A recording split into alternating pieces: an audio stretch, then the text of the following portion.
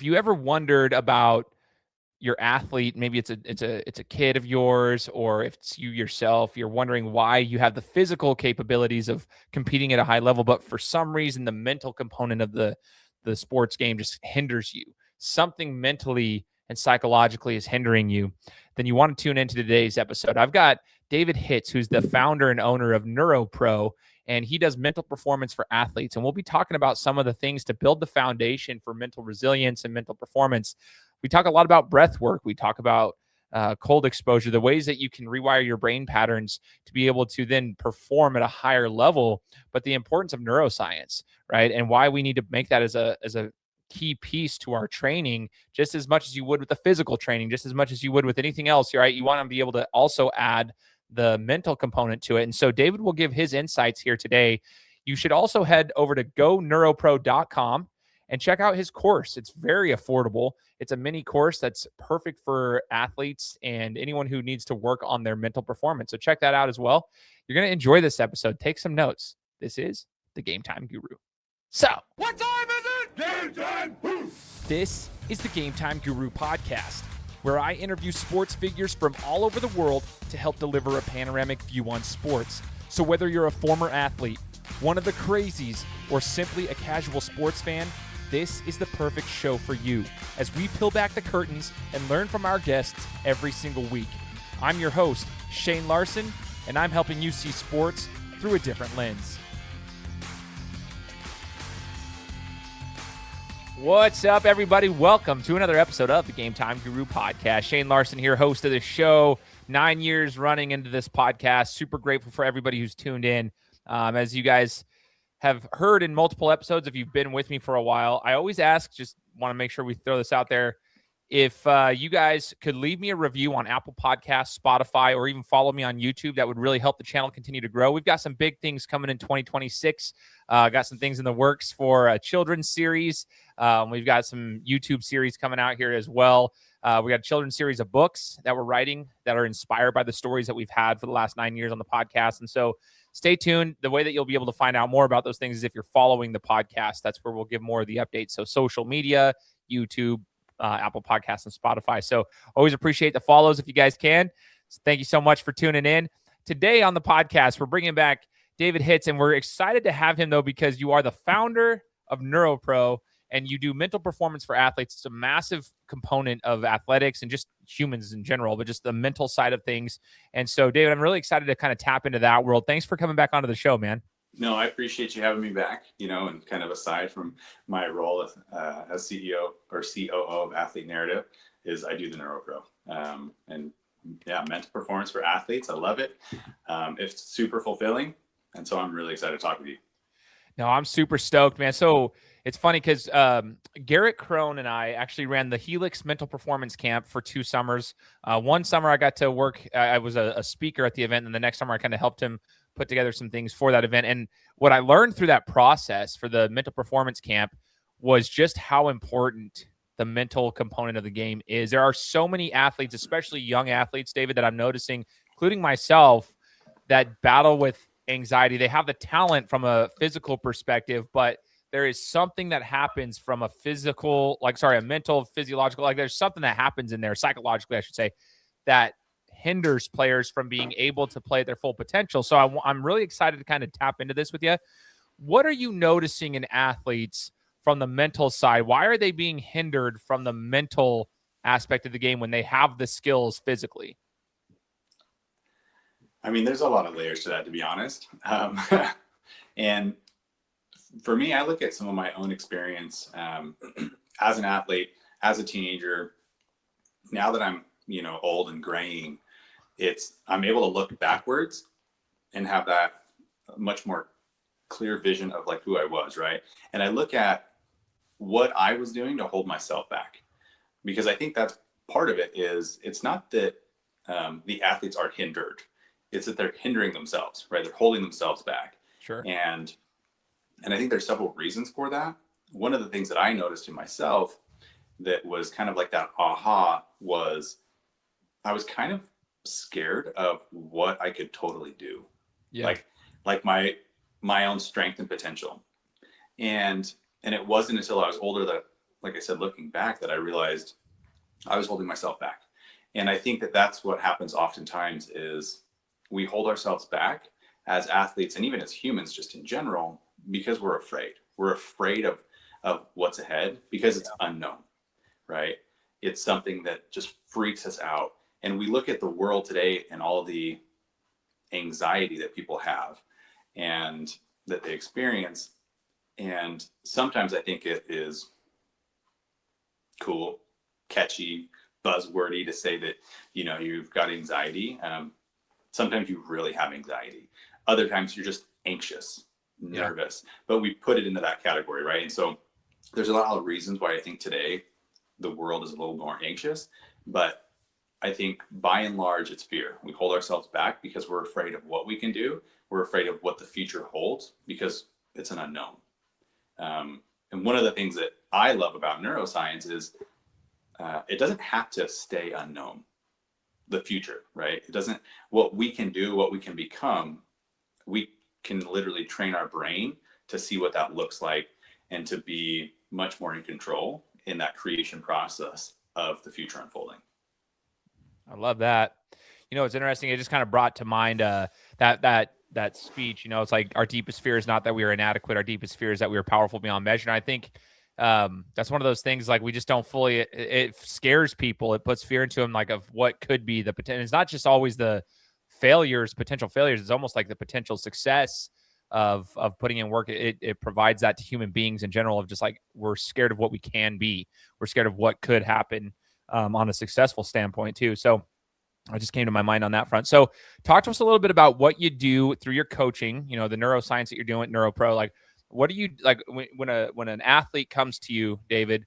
What is one of the first things that they might be able to expect in a coaching session with you? Yeah. So I'm going to back up just a little bit. Sure. So one of the reasons that I started down this road of understanding neuroscience and diving into kind of that personal development, which then led into more of that mental game of everything, was a little over 5 years ago. My older brother died by suicide, and it, of course, rocked our world. And I took a step back and looked at myself and asked, what am I doing to take care of myself? Right. And in what areas? Am I taking care of myself physically? Am I taking care of myself mentally, emotionally, spiritually? And as I started to dive into that, one of the goals that I had was, my brother was 39. And so my goal that I didn't really tell anybody necessarily was, I don't want to feel like he felt when I'm 39, right? He was 5 years older. And so I literally I turned 39 2 weeks ago. And so I had this goal. And so as I looked at everything, I dove into it and found that I needed to be intentional. I needed to be intentional with growing myself spiritually, physically, mentally, emotionally. And at the time I was exercising and staying I had pretty good habits around my physical health. But in terms of my mental health, in terms of my spiritual health, I needed to up my game a bit. And so as I went through this process, I learned more about neuroscience. I ended up, getting a certificate from MIT in neuroscience, and kind of put that into a better understanding of how the brain works and ways that we can kind of use science to,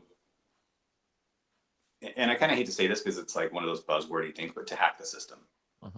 Right. And so learning about the physiology, how things happen in the body and in the brain, depending on different things that we do, right? Pulling different levers. And so one of those levers for me is breath work. And so in one of the first sessions, if I'm meeting with someone one-on-one in the coaching, you can definitely expect in that first meeting to do a little bit of breath work.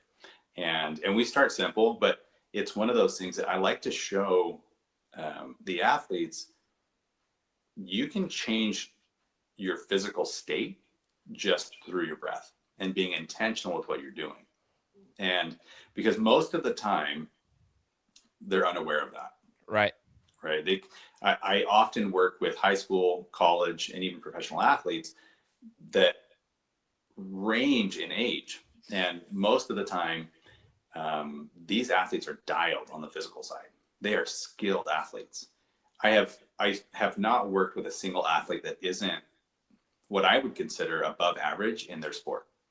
And so as I look at that, I'm able to see clearly, okay, your physical side is pretty dialed. We're gonna tie that into the mental side and being more intentional with what you're doing. But really, it's giving yourself that edge and training your brain the same way that you're training your body as an athlete, because most of the time you're not. And that requires a program, that requires intentional effort, that requires recovery, right? So we build that into the process. And so that first meeting, we dive into that, and we get a little bit of breath work, and they're like, okay, I see that you're a little bit crazy, David. I see that you're a little bit hippie, and I see that this works. Yeah.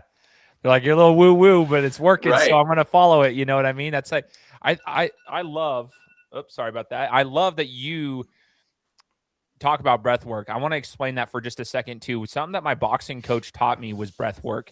When we were fighting back in, the Golden Gloves days. And for a fighter, you're in a fight or flight mode. Like the entire time you're kind of like you're literally in this like combative state for the full time that you're fighting. And he would tell us, you got 60 seconds when you get back to at the end of the round. If you make it through the round, you got 60 seconds to calm yourself down and figure it out.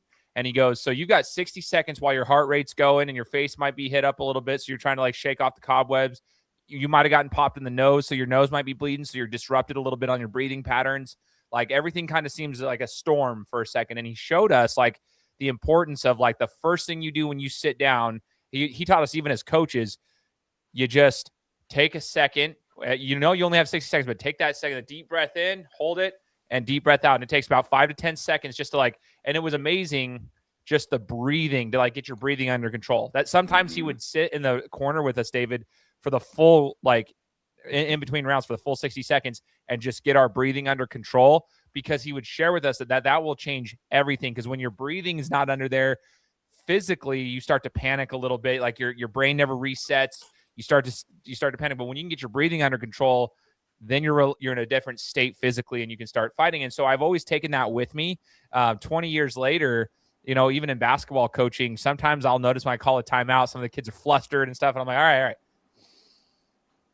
all right, let's just, okay, we good. Yeah. And it's not just to say, oh, relax. It's more so I believe in the breath work. And then as I started getting into breath work myself, Wim Hof and some other things, like I'm a huge believer in it. And just what it can do for you to stay present in the moment and get your brain fired up and get your central nervous system rolling. And so I love that you do that. Talk to me about, go ahead. Yeah. No, go ahead and throw it out. No. You go for it, bro. Well, so one of the things that's interesting is, we hear that a lot, right? Hey, take a deep breath, take a breath. And that's not bad advice. It's good, right? We need to breathe. We got to stay alive. But what we also need to understand when we're coaching people through that is there's more than just taking a deep breath, because I can be sitting there in fight or flight and still taking a deep breath and still be panicking. Yeah. Right. And so I'm taking a deep breath, sure. But where I try and kind of give a little bit more cue is control the exhale, because as you control that exhale, that's going to allow your nervous system to calm down even more. And so taking a deep breath is good. You're getting oxygen and all that stuff. But as you control that exhale, that brings your nervous system down. You're able to take more control of that situation and kind of take yourself, not necessarily out of the fight or flight physically, but out of the fight or flight mentally. Because when you are competing, and especially in something like boxing, right, you kind of need physically to have that adrenaline, to have all of that. And so you need to be ready. You need all of the chemicals that help you to move quickly, to react to everything, right? But you need to be in control mentally. And so that's where that distinction kind of can occur. And so for me, when I give people that instruction, it's control the exhale. And especially if you're panicky, right? Young kids, control the exhale. If you can count to 5 or 6 in your head as you're controlling that exhale, that's going to help bring that baseline down. I love that. Control the exhale. That's perfect, man. That's super cool. And again, I want to remind everybody who's listening to this, if you're a parent, if you're an athlete, whomever, take notes of these things so that you can know. Like, this is the whole point of this, is to educate. And then if you want to find out more, obviously hit up David. We'll have those links here in the description where you can contact him and learn more from him on a one-on-one basis. But this is the education that we need to like bring forth to people. And I'm sure there's going to be some parents right now that are like, oh my gosh, my son or my daughter, like, this is what they need to hear. Like, because we resonate, athletes and humans resonate with this type of stuff. So one question I have, David, as a coach, I see a lot of kids in basketball specifically that, like I said before, physically super talented, but like what they'll tell me is like, hey, right before the games, they get super nervous, their hands get cold. And I'm like, dude, my hands used to get super cold. They still do sometimes right before a game physically, like, and all of a sudden that like kind of messes you up a little bit. You almost feel like you're having an out of body experience while you're playing basketball, because you're like not there. Like, you're like, why am I not there? Like, because it's something with their nerves. Have you experienced that with athletes? Because I'm always trying to work that through them so that they can play to their fullest potential. They just don't know how to actually control that and get themselves under control a little bit. So it takes them a while. What have you noticed that's similar to that maybe? And like, is there a way that we can help them? Yeah. So definitely common. It's not, I mean, you're weird, Shane, but you're not that weird, right? You're not. and so very common, especially with kids. They get nervous, and it could be that it's a big game. It could be they're playing against their friends, and normally they're playing with their friends, right? Different scenarios. And so one, the same cue, control the exhale, because if you can bring that baseline down, get more in control of how you're approaching it mentally, then you're able to kind of, that reaction kind of happens physically as well. The other thing that I often will tell is use your system to your advantage. Yeah. And so what I like to do is kind of give a cue of, it's kind of like a self-hug. Okay. And so I'm going to sit up nice and tall so you can, see, but I will have them kind of put their hands on their shoulders, alternating shoulders, right? And do taps, but hard enough that you can feel it. And when you do that, focus your breathing. Just be in control of your breath, right? So it's not like you have to follow a certain cadence necessarily, but what you're doing when you're breathing, controlling your breath, and you're focusing and doing this at the same time, you are literally telling your nervous system, you're safe, you're good. And so it creates this cascading effect that allows you to then be more connected with your brain and your body. Wow, dude. I love that too, man. That's cool. I want to know if like there's anything that you're doing that helps with confidence. I think all this kind of taps into it, to be honest. I think once kids can be connected and they feel like they can play to their fullest potential, or they can compete at their fullest potential, like they know how to do, they gain more confidence. But I am just curious, like, do you have any discussions with kids on that front? Like just mentally, they're just like not confident in themselves. And is that anything that you can help with? Yeah. So one of the things that I briefly mentioned earlier is neuroscience teaches us that your brain believes what you tell it, right? And so more often than not, we get scared because of the unknown, because of the future. And what's cool is by using something like visualization, you can start to train your brain of what's possible and what you are capable of, right? And so you look back at some of the greats of any sport, and everyone that I can think of has some component of thinking about it, of visualizing it, right? Seeing it. And so what happens is, as you work with these kids and you again, I do a little bit of breath work with them, right? Calm them down, allow them to get to that place where then they can visualize. And so then it's, what are you afraid of? Things like that. So for example, with you, basketball, right? Visualize the shot that you want to make, right? And what I like to do is visualize, yes, 100 successful shots, but visualize a few like failures and what that looks like. Because as you move that into it, it trains your brain on how to recover. Because most of the time when you're playing, you make a mistake and you get stuck on that mistake. And so one, I have every single one of my athletes ask themselves the question, what is the next best move for me to make? It's about moving on. It's about the recovery, right? And then we work on visualization. And so seeing and training your brain what is possible, what that potential looks like, because the more that you can do that, the more, and the putting in the reps with it, you are building new neural pathways, right? And teaching your brain, I can do that. That is possible.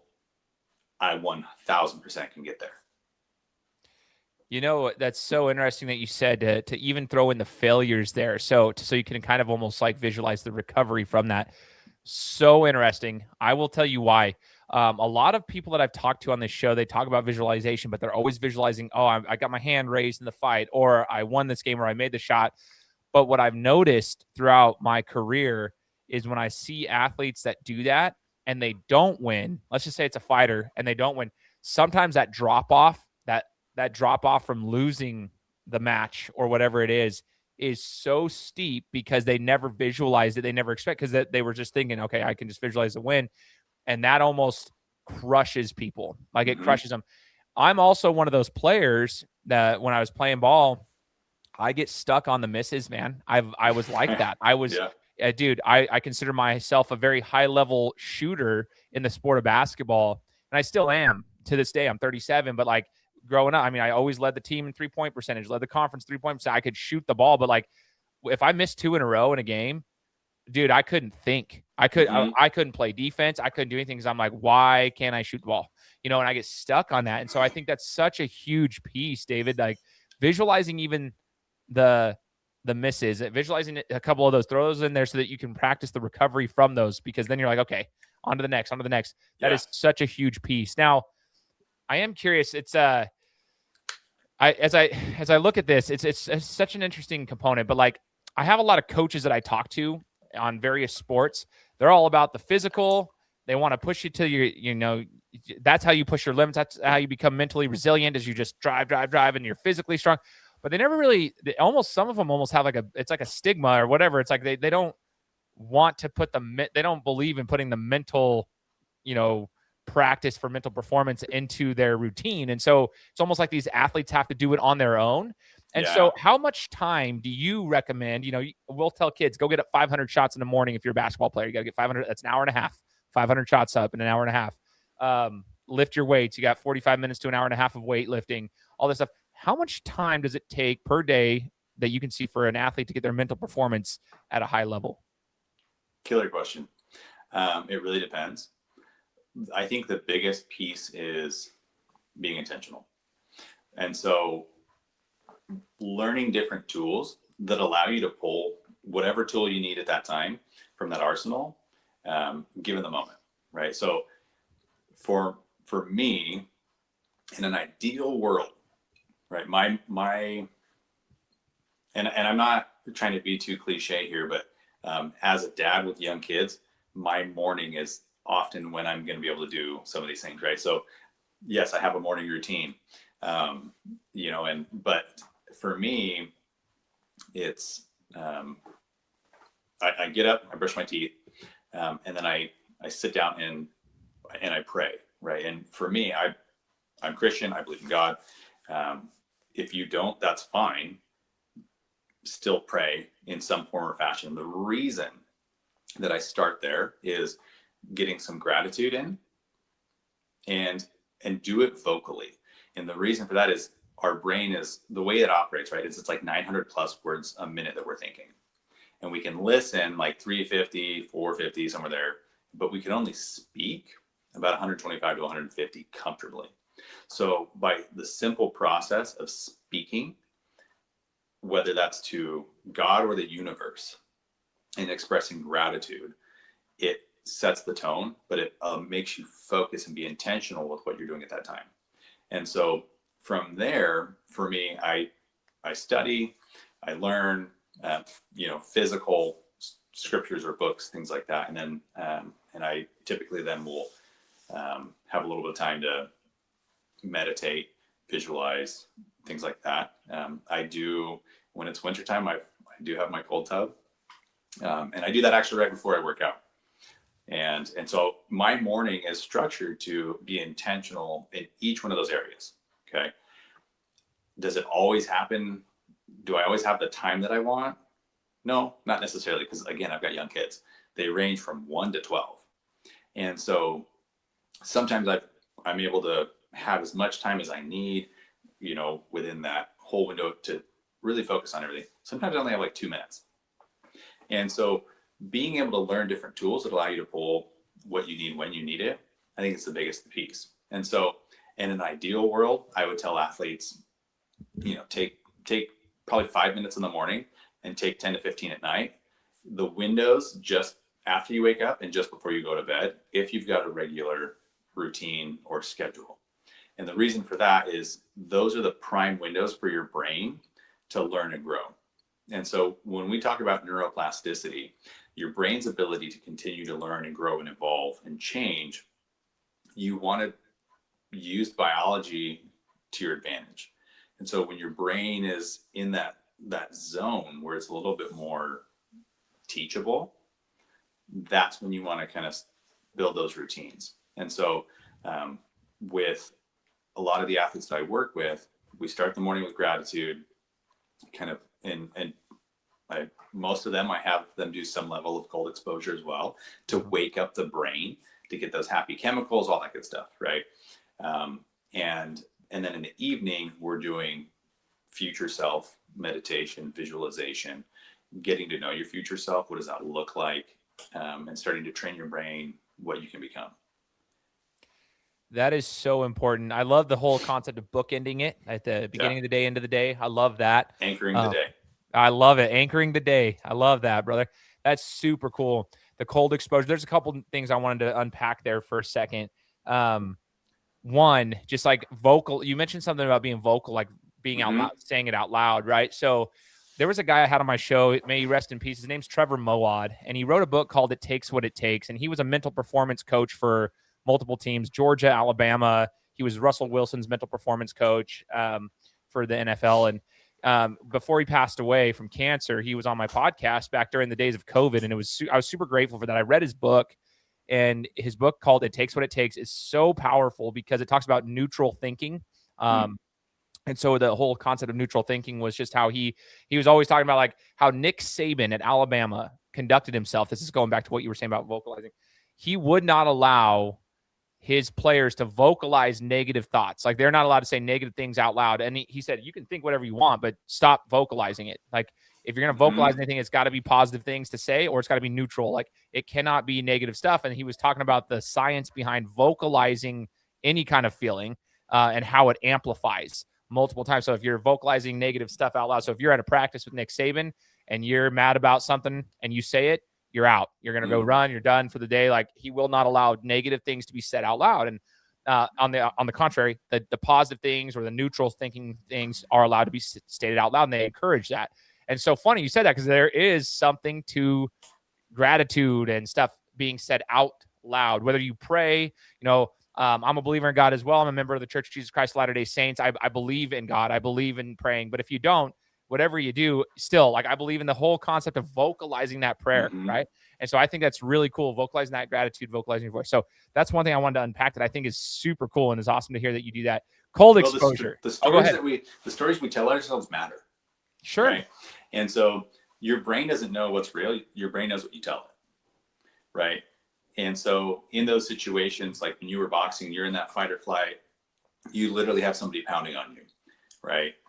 You're not being chased by a bear, but there is a reason for you to be in that mode. Most of the time when we enter fight or flight, and it's actually really fight, flight, or freeze. And you especially see that freeze with social anxiety and things like that, right? Sure. But most of the time we're not being chased by a bear, right? Most of the time it's just the stories we're telling ourselves of why we're in that space. And so the stories matter. And when you say it out loud, you hear it, right? So you're hitting all these different fronts. It goes from thoughts to hearing and speaking. And so it's important to be really aware of how you speak to yourself. Are you beating yourself down, or are you lifting yourself up? And it makes sense. I think when parents and athletes hear this, they're gonna go, "Oh, well, yeah, it totally makes sense." And that's how I feel too. It's like, yeah, it makes sense. So why aren't we doing that? Like, why aren't we Yeah. doing it right? Like, it totally makes sense. So that's my goal here with this podcast today, is that I can be more intentional with it. I try to be, but I want to continue to be more as you're educating, and then I want others to listen and do the same thing. Because yeah, it's like, oh, why aren't we doing it? You mentioned cold exposure. It's funny Yeah. you said that, David. So I'm a huge believer in this. I love doing cold plunges. I love the whole concept of them. I actually prefer them in the wintertime because sometimes the water is warmer than what it is outside. Yeah. Anyway, but like it's actually earlier in the podcast you were mentioning like sometimes you'll be breathing but you're still panicking. That reminded me of a cold plunge. So then later you were talking about cold exposure and stuff. I think that is one of the best ways, not only to wake up your whole entire system, like you got the dopamine rush, you've got all this stuff, but like your breathing under pressure is so vital in that moment. And that's what I think about. Is Yes. like you're like, yeah, you have like, and the control, the exhale, everything you said earlier kind of brings into my mind the cold plunge. So talk to me about cold exposure for a second. It's a trendy thing. It's been going on for about 4 or 5 years. Really, like mainstream media. It's been going on for thousands of years before that. But like, Correct. mainstream media kind of hit it big last 4 or 5 years or so. Talk to us about that though. Like when you get into a cold tub, how long are you sitting in there? What are you practicing? Are you practicing your breathing? Are you practicing those things to stay present? Yes. Like you said, it's been something that people practice for a very, very long time, right? And one of the things that I do love about the past few years of the quote trendiness of it is that it's kind of forced, and I don't know if necessarily it was like the pressure of everybody doing it where it kind of forced the hand, or if it was around the same time or whatever. But there's a gal, Susanna Sonberg, and she was on Andrew Huberman's podcast a couple of years ago, talks about cold exposure and heat, and the benefits of both, right? She's, I apologize, she may or may not listen to this. I'm pretty sure she's from Sweden, but it could be like Denmark. It's one of those, right? But what she has done is actually put data to it. So it's not so much anecdotal, what it has been for so long of just, man, I don't know what it is. I just love it. It makes me feel better. It's blah, blah, blah. She has a lot of cool stuff behind it. And so what she teaches us, she's renowned in this space, is about 11 minutes a week of cold exposure is optimal. And if you're doing heat as well, it's like 57, 56, something like that, 56 or 7, minutes a week. And so you kind of just break that up, right? For me, I don't have as many options with young kids and with a demanding work schedule and things like that to hit it later in the day. And so Sure. What I've learned, and this is where it could be, there's less data on this, but I do it before I work out for about a minute and a half to get everything going. And then I work out because in theory, what I've learned, again, I don't have all the data, is that it helps boost your testosterone and human growth hormone a bit. And so personally, and the reason you don't want to do cold after a workout is you can stunt hypertrophy.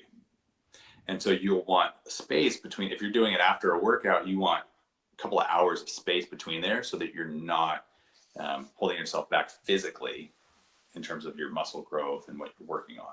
And so that's part of why I do it in the morning before I work out. And to your point, that has been one of the biggest teachers of how to quickly get control of your breath. And the easiest way for me is to just think about 5 seconds in, 5 seconds out. When you sit down in that cold, your natural response, because you start shivering, right? And you're like, and everyone that's done it for the first time, that's literally, and you're just trying to get anything. And so for me, I sit down and I literally just, I go into my zone, and I literally just so that I can kind of focus. That's just my habit, is I just kind of like, kind of like this. And I just, 5 seconds in, 5 seconds out. And it allows me to very quickly gain control of my breath in that crazy environment. And then it also allows me to kind of keep track of time, right? I know how many rounds I need to do to be able to have that, and make sure that I'm getting that optimal dose for spreading out over the week. And I do that every day. Now, back to what I was saying earlier is, life happens. And so I'm not always able to sit down, to get in. I might be short on time. And so in those times, I'll dunk my whole head in there, because it takes less than having to strip down and change and all of that, right? And so I just rip off my shirt and I'll dunk my whole head in there 3 times for about 3 seconds each. And it's still freezing cold, but I get something, right? Yeah. And if for beginners, put your face in a bowl of ice water, right? Great for the skin, by the way, but it also at different levels is going to give you some of the things that you need. And so when your whole body's in there, you're going to hit some of that interior inflammation, fight against that, brown fat, all that other stuff, right? That's good. But any one of those levels will still activate some of those happy chemicals in the brain, the catecholamines, that allow you to think a bit more clearly, to wake up, but just be a bit more in control. And so it's one of those things where, and you know this, it's never easy when you are gonna sit in the cold tub. Like, it's always gonna not be fun from like the physical side. And so one of the reasons I love it is the mental battle just to get out the door and sit in that stupid tub, right? Standing there in my underwear at my garage door, it's literally like just pumping myself. I'm like, all right, this is gonna be better afterwards, but to do it. And so you never regret doing it, but you will regret not doing it. Dude, you know what's so funny is, I would do it in the mornings as well. And people always would ask, like, why would you do it before you work out? And like, doesn't that like tense your body up and it like almost like freezes your body instead of warming it up? I'm like, actually, no. It helped me, dude. When I would go play basketball, I do that for 4 or 5 minutes before, and you're frozen. And I get back in my basketball clothes, and I'm trying to your body has to warm up by itself.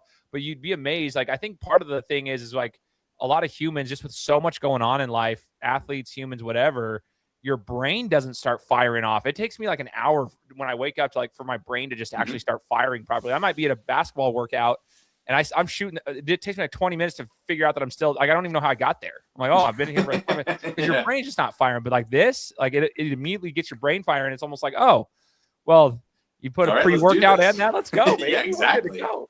So no, I love that you do that. And I think that's super important. And I know it's kind of trendy right now, but it's trendy for a reason. There's a lot of health benefits. There's a lot of mental benefits for it. And plus, it's like if you can start your day with one of the hardest things, like mentally, you get a win right there. You're like, okay, well, my boss can be a punk and I'll still be able to deal with that for a minute. Or, basketball's going to be hard or football's going to be hard today and we're still going to deal with that. We'll be okay, And so I think cold exposure, I'm a huge believer in it. And so I was just so super happy to hear that you mentioned that's kind of part of your protocol, for your mental performance. Yeah. Well, my rule for myself is, it's like life happens, right?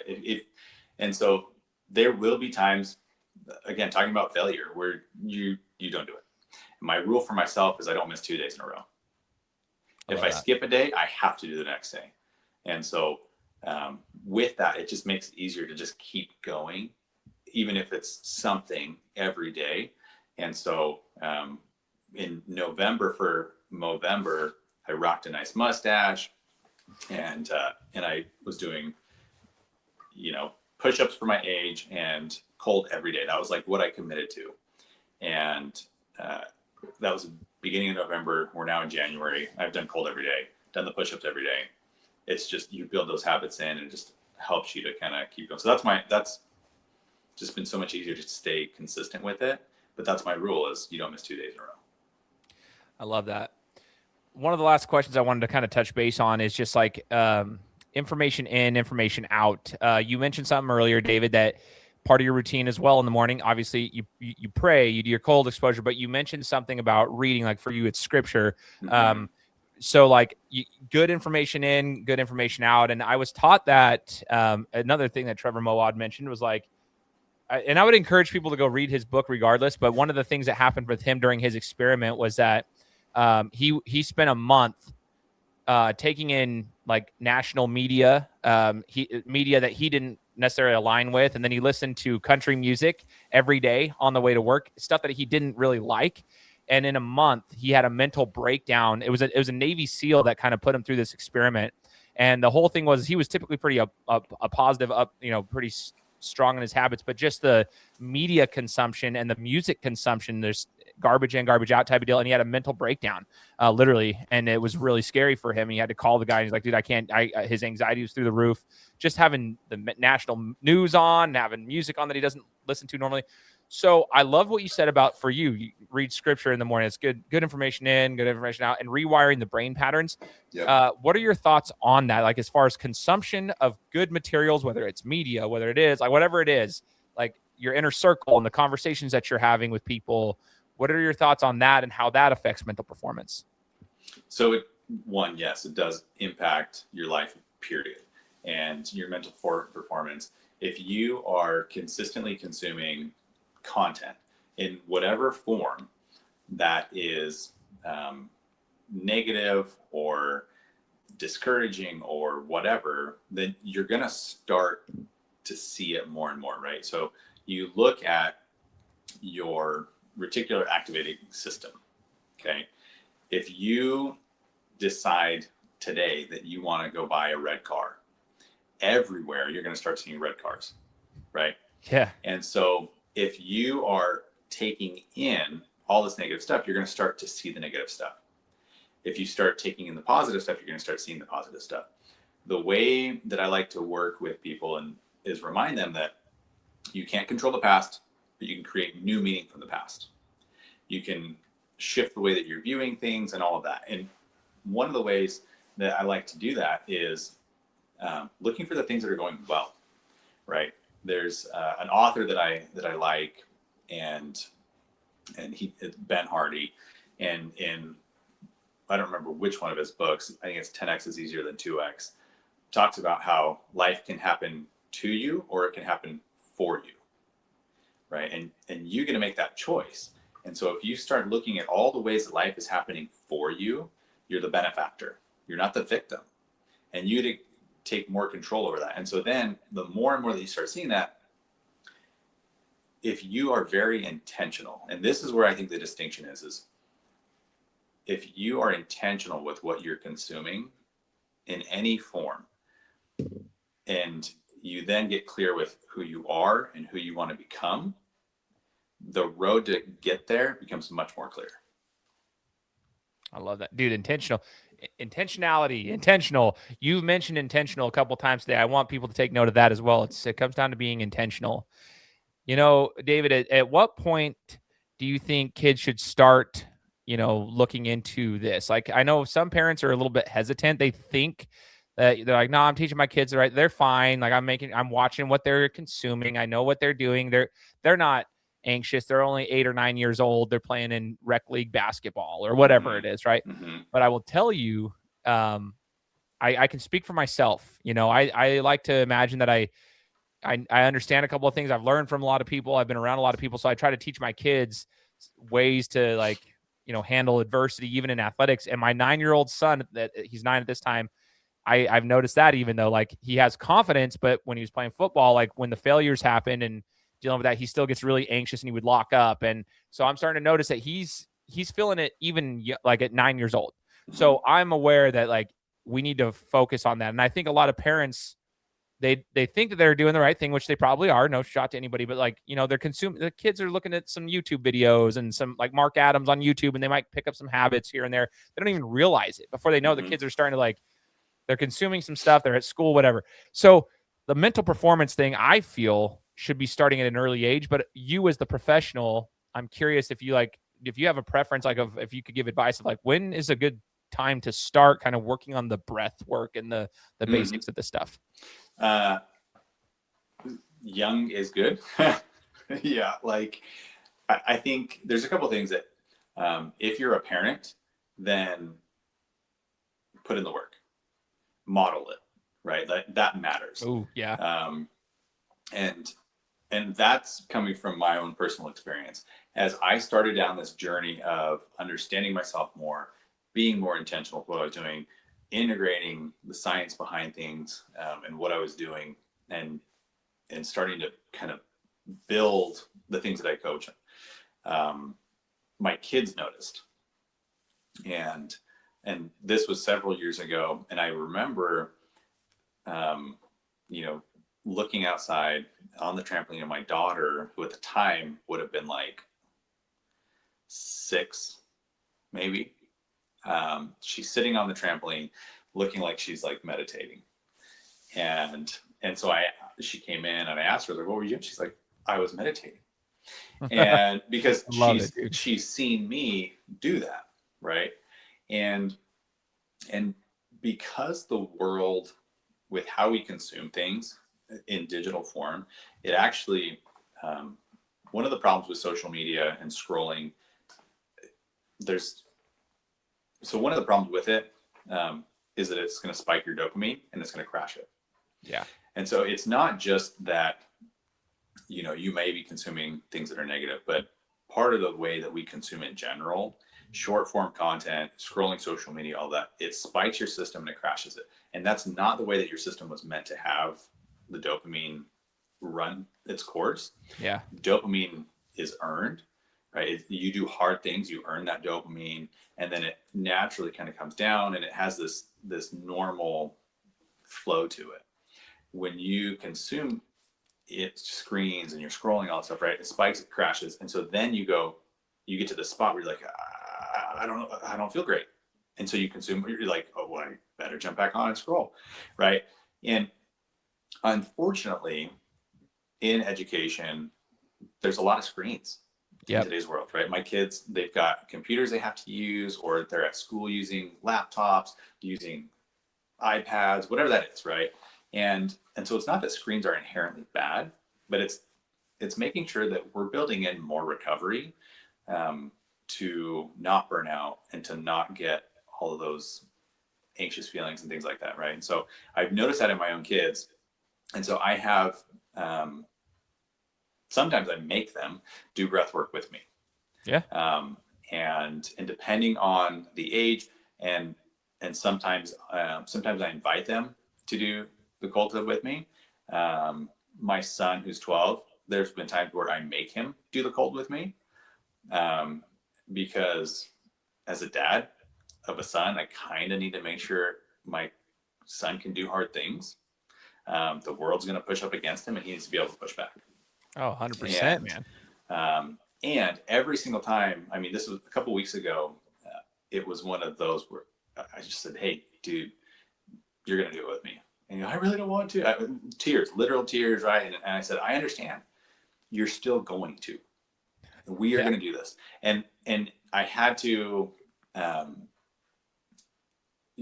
for all the parents out there, like, oh my gosh, you're such a jerk, right? Like, sure, maybe, I don't know. But I knew he was safe, right? Yeah. I knew he just didn't want to, but I know what he's capable of. And I need to help him see what he's capable of. And so I literally bear hugged him, sat down on the tub with him. And it wasn't as long for him. I let him out earlier than I got out. But he had to control his breath. And so I'm breathing with him, gaining that control. As soon as he locks in, I was like, okay, now you can get out. And tears before and then joy after, right? I'm so glad I did that. I know I was crying. I didn't want to do it, but I like it, whatever. And what's crazy about the cold is it's 1,000 times more dopamine naturally, and adrenaline and all that stuff, that like all those happy chemicals, it's like 1,000 times more than you would get from social media scrolling. Yeah. So it's so much better for you in the way that you're supposed to get it. And so as a parent, the earlier the better, modeling that and introducing them at varying degrees depending on their age, right? And so what I like to do is invite them to breathe, show them what that looks like. Even last night, my daughter had a hard time falling asleep. We're going on a car ride later today. She's a little bit nervous. She gets car sick, and so she's like, I can't sleep. And so I'm like, all right, hey, tonight we're going to do 5 in, 5 out. And so, I went and checked on her half an hour later. She's asleep. There we go. It And works. she's 9. There we go, man. Yeah, I love what you said right there. Model it. If you're the parent, you got to model it. So you do it, and then your kids will follow suit. That's just, they're very, like, kids are smart, man. These days they're smart. They're watching. They're watching. They might not want to do it all the time like you're doing it, but they're watching you. So they know how to do it. So I love to hear that, David. So as we're wrapping up here, if somebody is wanting to, have you help them out or help their child out, what is the best way to contact you in regards to the services you provide at Neuropro? Yeah. So probably the two best is I'm fairly I'm getting more active, we'll say. So I'm now fairly active on Instagram, and that's just the Neuropro. And like I said before, one of the goals that I had was when I turned 39, I wanted to be in a different place than my brother was at. And so for years, I had been, telling my wife or thinking like, yeah, I want to do a course. I want to do something, right? And now as, a C-level in a company that is building and growing in tech, I'm very limited on my time sometimes. And so my ability to help one-on-one, I've got a limited space for people to work with me one-on-one. Sure. And so I wanted a way to still be able to help people. And so I made the goal of putting a course together. And what's crazy is when you practice what you preach, you're going to see those benefits. And so I distinctly remember in the fall, and this was like August timeframe, I'm doing my own meditation, visualizing my future self, what that all looks like. And as I'm sitting there meditating, it was, and for me, I it's all spiritual, sure. And so call it light, call it God, call it whatever you want. But for me, the impression of what I needed to do was very clear. And it was a mini course because people have to be able to take that in easy, and it needs to be $39. Those were the two pieces of that personal inspiration from calming down my system, being able to get into that right headspace. And so the best ways, check me out on social, right? Follow me, cool. And also 2 days before I turned 39 is when the mini course went live. And it is $39 from start to finish. The video time is just under 40 minutes. And so you can jump in there. It's about just building the foundation. And so that's a perfect way or, place to start. Build that foundation. You can go through, watch all of it, and then go back and do the exercises. And it's an easy way to begin that journey. Friggin' love that. As a guy who worked at ClickFunnels under Russell Brunson for 6.5 years, the courses and the marketing behind it is just perfect. $39 too, just like the story, like 39. Yeah, like, I love exactly. it, dude. This is a marketing professional. I just love what you're doing, brother. I love the course and everything. I'm like smiling. I'm typing it over here on the screen. Yeah. One of your friends did give me some good feedback as I was putting my page together and everything. And I didn't use ClickFunnels though. Who was that? Who was one of my friends that gave Jake. you Leslie? Yeah. Dude, that's my dog, dude. I love Jake. Yeah. Jake's a good guy, man. He would be the one to listen to. So shout out Jake Leslie too. Yeah, he's awesome. He knows what he's doing when it comes to that. That's so cool, brother. I love that. Okay, so do you have a link to the course? Is that on your Instagram page? Yeah, it's goneuropro.com. And that is linked on my Instagram. And every so often I'll link that in my stories and stuff like that. But it's just simply goneuropro.com. We'll take you right there. Oh, I love it. That's a great looking page here, dude. A little funnel you got going on. Yeah. You guys. Yeah. So what's funny about that is, so I talked about Movember, right, and the mustache. And so here's where it gets kind of funny is I committed to doing it. I got the videographer and I was like, all right, I booked it. And this was in October. And then November 1st hit and I was like, oh crap, I'm recording the course in 3 days, but it's Movember. and I have to shave off my beard and have just the mustache. And so I was like, you know what, we're just going to roll with it. And so the entire course is just the mustache recording, but a little backstory of that. Obviously it's for men's mental health with my brother and everything. And so I do Movember, but the wall behind me in the course is full of his skateboards. Oh. And so one of the loves that we all share as brothers, there's 3 of us, was skateboarding. And what's funny is I skateboarded the most, and I still skate, and he probably skateboarded the least, but he had the best collection. And so when he passed, my other brother and I literally went through his whole stack of boards. This one's mine, this one's yours, this one's mine. And we only had 2 boards that there was like I really like that one. We both liked it. And then it was like, no, yeah, you take that one. Like there was no issues, no fighting or anything like that. And so that wall behind has his skateboards. And so cool. The one just above me actually on the wall is the one that was in my brother's office. Oh, no kidding. Yeah. I was going to ask, what was the design? Is it a bear? It's a bear. And my brother's nickname was Bear. Oh, I got you, bro. Yeah. That's awesome. Mm-hmm. That is so freaking cool, dude. I love it. So it's cool, the story behind it all too. So guys, go check out goneuropro.com. Check out the course. Take advantage of that. I'm going to be pushing this out myself as well. So I hope that the people can, take advantage of your services there. I know your time's limited. You're C-suite executive for your tech company. We've also talked about that on the podcast before too. I'll link that episode here in the description as well if you guys want to hear that side of the story. But go neuropro.com. Follow him on Instagram as well. You got the links here in the description. David, I really appreciate your time today, man. I know you're busy. You got a lot of stuff going on, but thank you for joining me and being willing to share your story, brother. No, thanks for having me, Shane. It's been great. Absolutely, man. And for all those who are listening, make sure to hit that subscribe button like we said at the beginning, because we'll be coming to you next week with another interview. Take care.